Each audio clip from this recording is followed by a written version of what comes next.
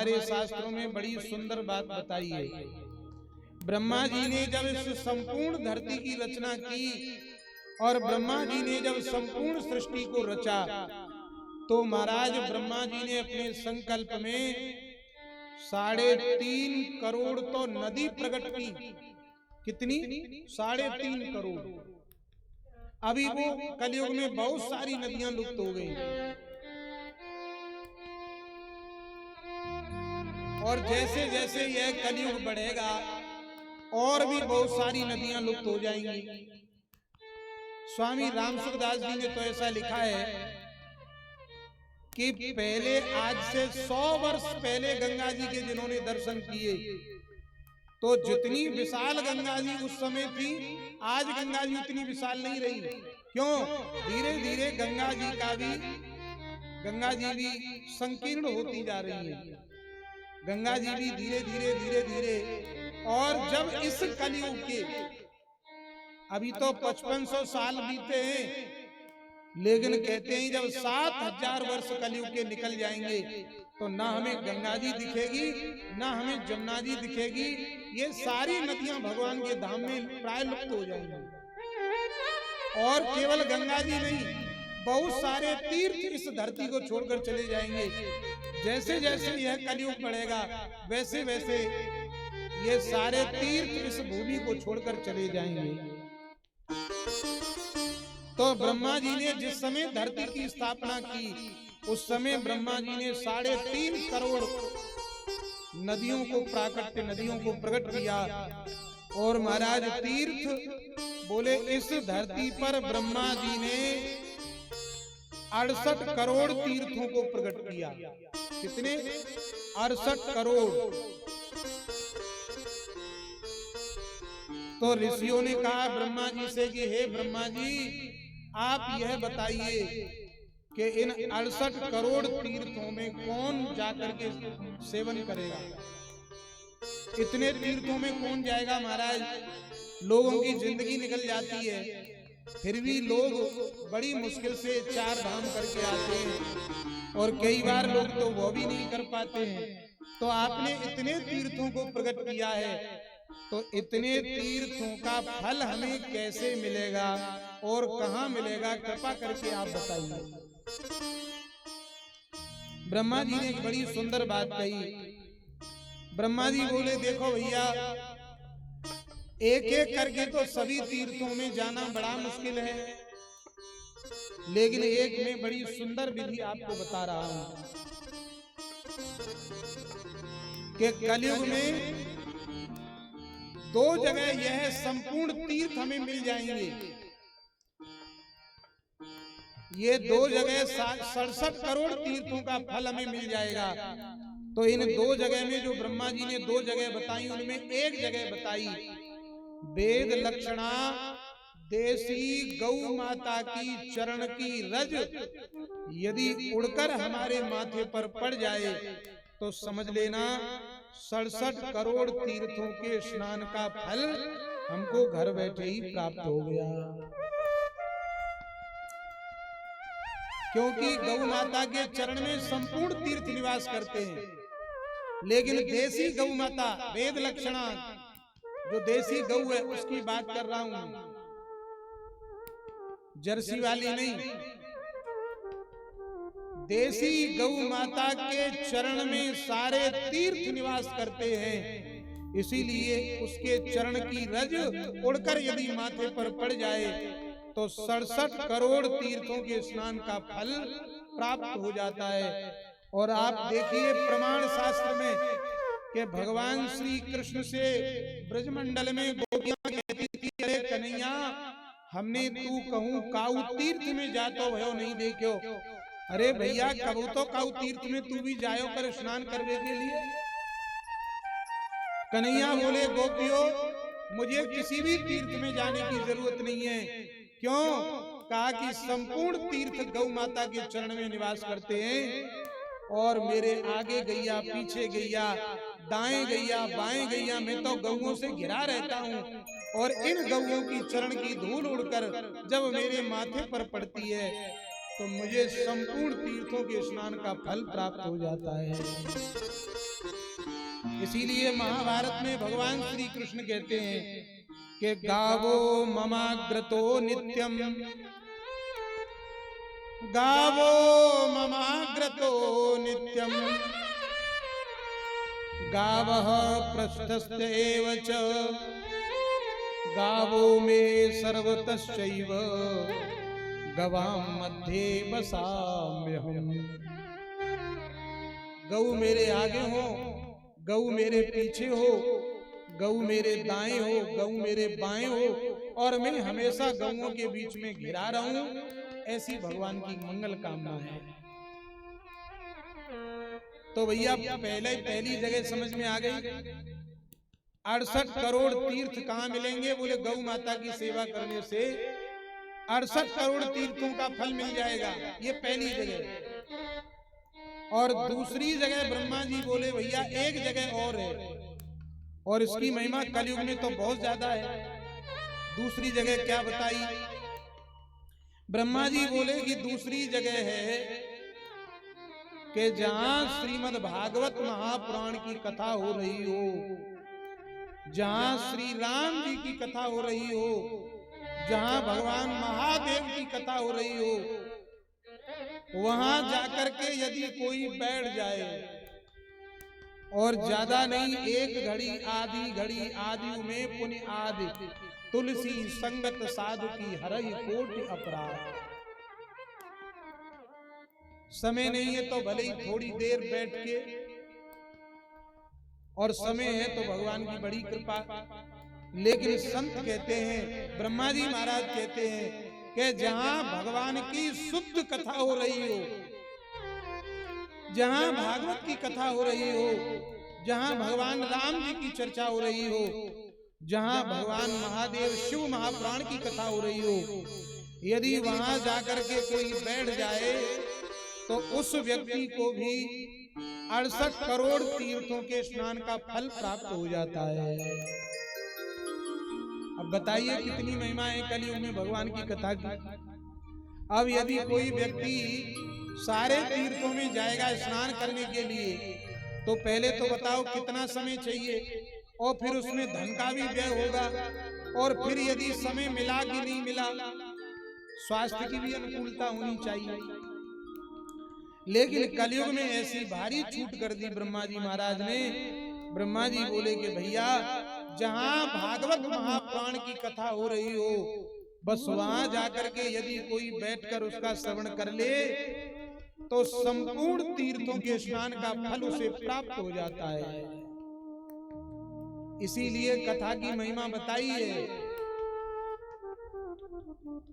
कि हरिहर कथा विराजत बेनी, हरिहर कथा विराजत बेनी, हरिहर कथा विराजत बेनी, हरिहर कथा विराजत बेनी, सुनत सकल मुद मंगल बेनी, सुनत सकल मोद मंगल देवी, हरि की कथा जहाँ पर होई, हरि की कथा जहाँ पर होई, हरि की कथा जहाँ पर होई, हरि की कथा जहाँ पर होई, सो गृह घर मति जानो होई, सो कहि डरे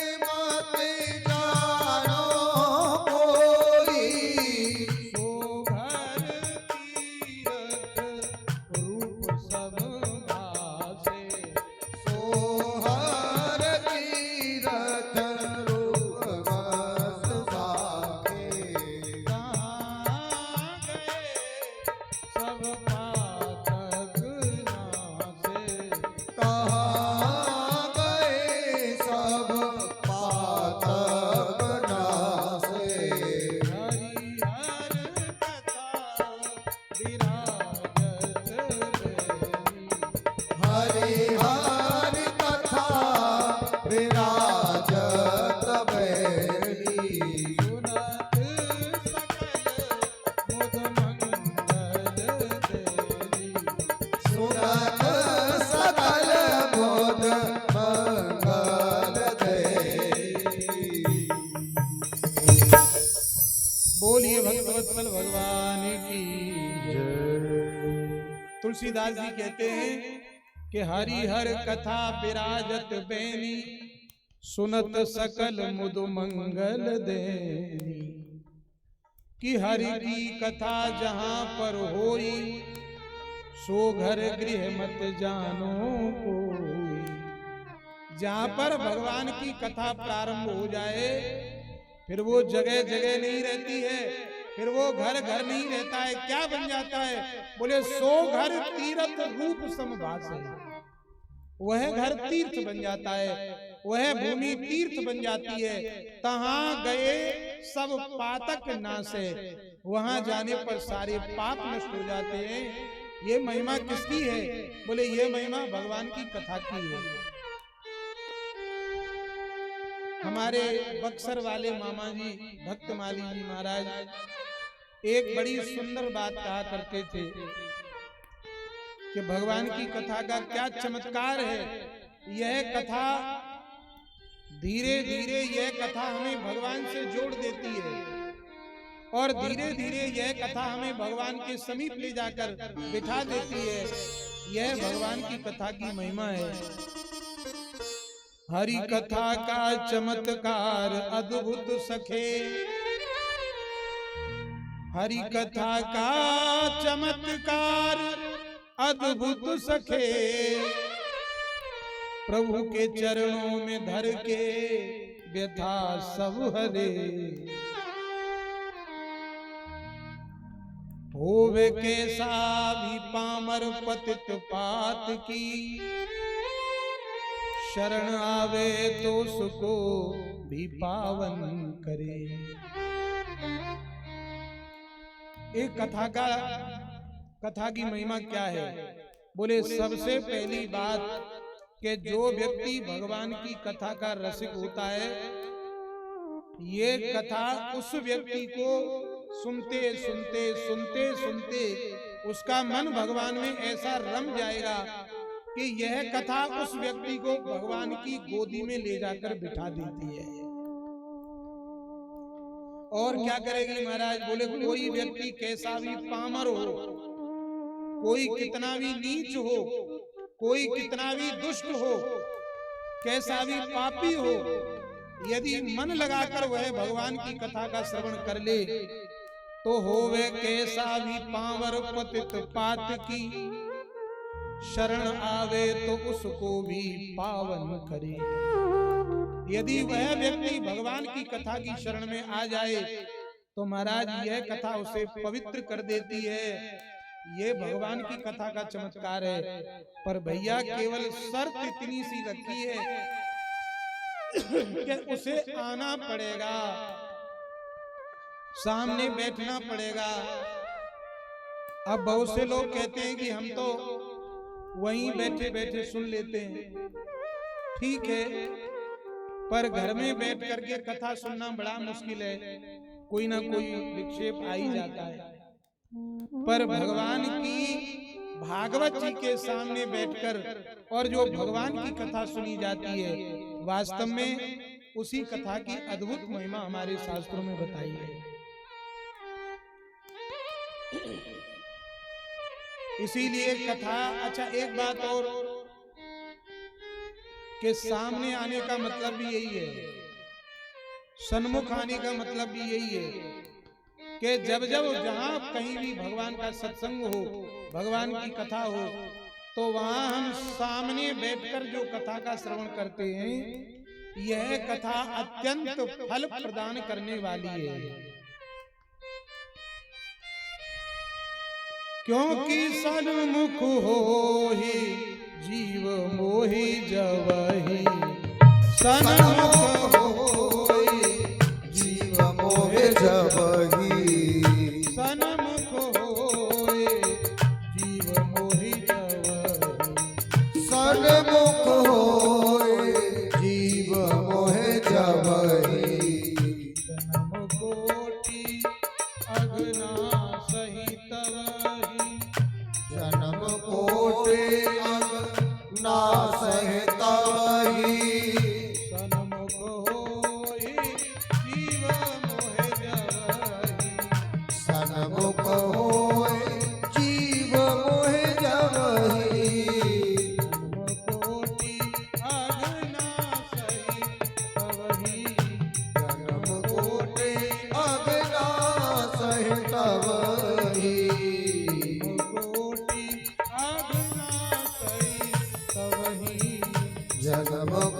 मोटे अघड़ा सहे तबही।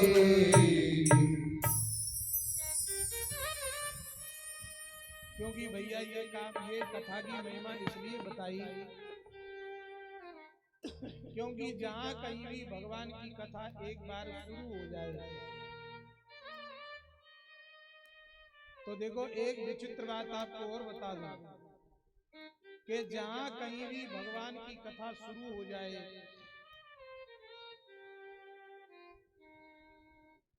वहां जितने भी तीर्थ हैं, जितने भी देवी देवता हैं, और सबसे पहली बात श्री हनुमान जी महाराज, ये सब देवी देवता अपने आप आकर के बैठ जाते हैं। ये कथा की महिमा है। जितने भी तीर्थ हैं सब आकर अपने आप बैठ जाएंगे।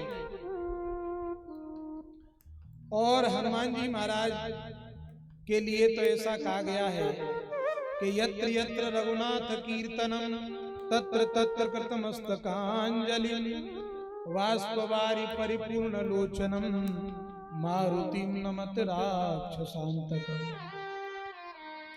जहां कहीं भी भगवान की कथा होती है, चाहे एक जगह 1000 जगह कथा हो रही हो, तो हनुमान जी महाराज का ये नियम है कि 1000 जगह अलग अलग रूपों में जाकर कथा सुनने के लिए विराजमान हो जाते हैं।